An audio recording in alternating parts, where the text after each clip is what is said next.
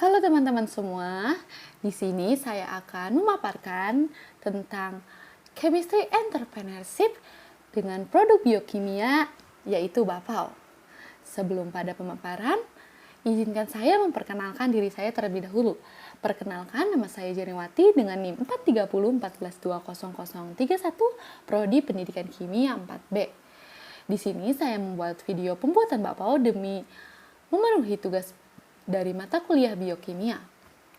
Namun sebelum pada pemaparan, saya ingin bertanya, apakah teman-teman mengetahui apa itu Bapau? Ya, benar. Bapau merupakan salah satu dari sekian banyak makanan fermentasi yang beredar di Indonesia. Jenis roti kukus ini berbentuk bulat dan mengembung, dengan isi yang beraneka ragam seperti daging cincang, coklat, keju, kacang, dan lain-lain. Kemudian, apakah teman-teman tahu bagaimana fermentasi Bapau? Fermentasi sendiri adalah proses pengolahan pangan dengan menggunakan aktivitas mikroorganisme secara terkontrol untuk meningkatkan keawetan pangan dengan diproduksinya asam dan alkohol. Contohnya, jamur Saccharomyces cerevisiae dalam proses fermentasi Bapau. Ragi instan sangat berguna untuk mengembangkan adonan karena terjadi proses peragian terhadap gula serta memberi aroma. Gas CO2 yang dihasilkan selama proses fermentasi akan tertangkap di dalam lapisan film gluten yang impermeable. Gas akan mendesak lapisan yang elastis dan excitable yang selanjutnya menyebabkan pengembangan atau penambahan volume adonan. Baik, tanpa berlama-lama kembali, mari kita simak cara pembuatan Bapau.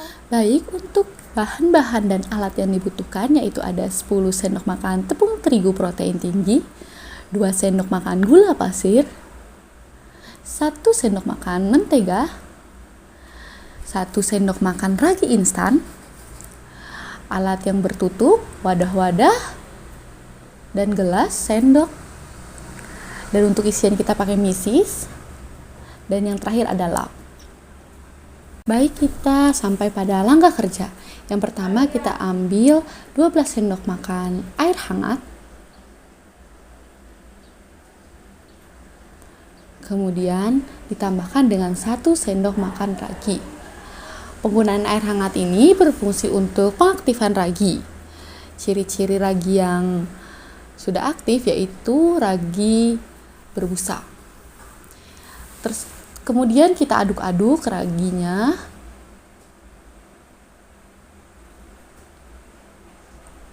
sampai larut.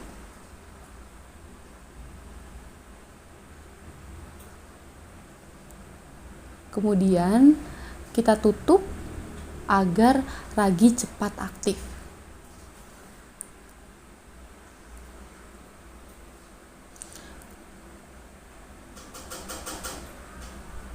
Langkah selanjutnya, kita masukkan tepung terigu ke dalam wadah.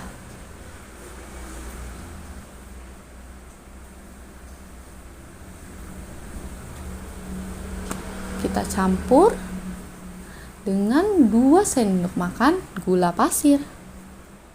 Kita aduk-aduk.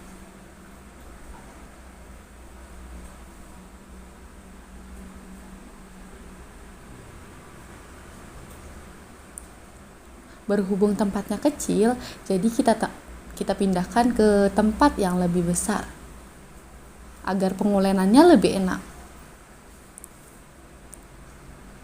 Kemudian kita masukkan ragi yang telah aktif atau yang telah berbusa ke dalam adonan campuran.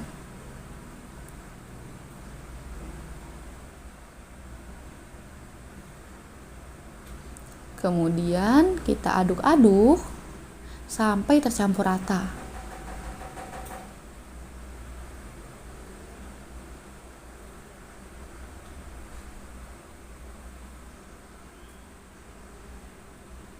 Kemudian kita tambahkan air secukupnya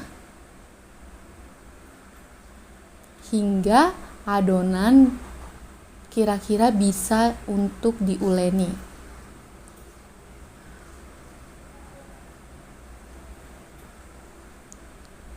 Kemudian karena adonan sudah bisa dioleni, kita bisa memulai pengulenan.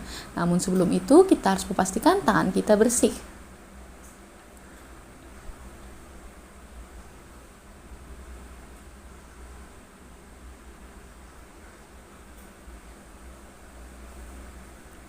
Kemudian pengulenan dilakukan sampai setengah kalis.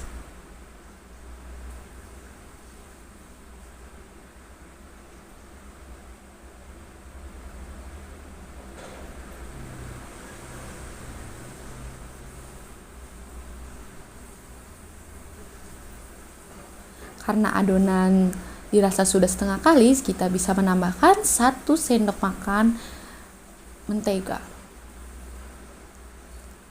Kemudian kita bisa mengadon adonan tersebut sampai kalis. Ciri-ciri kalisnya itu ketika adonan dilebarkan itu tidak mudah robek.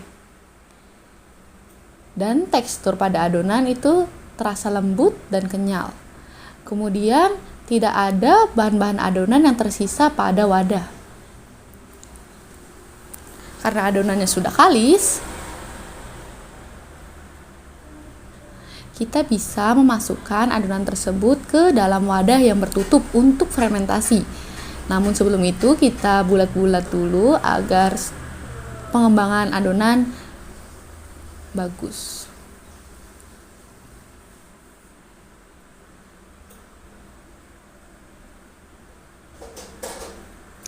Kemudian kita masukkan.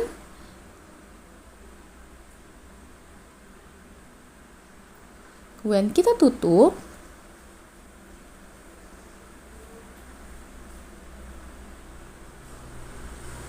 Kemudian kita tutup pakai kain pula agar suhu pada fermentasi dapat tercapai. Kemudian difermentasikan selama 30 menit. Setelah 30 menit, kita bisa membuka penutup pada adonan. Kemudian kita bisa lihat bahwa adonan yang kita buat telah mengembang. Setelah itu, kita ambil adonannya dan pindahkan ke wadah yang lebih besar. Kita kempeskan adonan untuk mengeluarkan udara yang ada di dalam adonan. Kemudian kita bulat-bulat untuk mempermudah kita dalam membagi. Di sini kita tidak menggunakan timbangan, jadi kita bagi saja menjadi 4 bagian.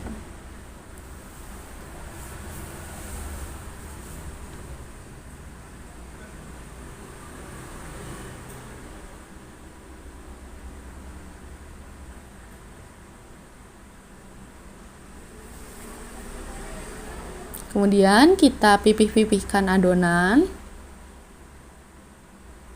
untuk penambahan toppingnya. Lalu kita tambahkan topping misis ke dalamnya. Kemudian kita tutup. Lalu kita bulat-bulatkan kembali seperti bentuk bapau pada umumnya.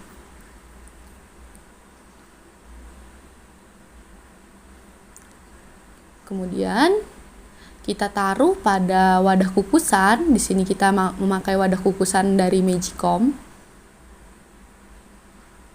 Kemudian kita lakukan terus sampai adonan habis.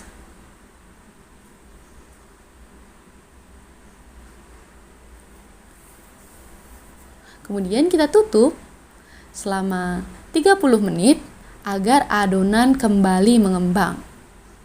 Setelah didiamkan selama 30 menit, bapau menjadi lebih besar dan mengembang. Kemudian kita siapkan Magicom yang sudah berisi air yang mendidih untuk pengukusan.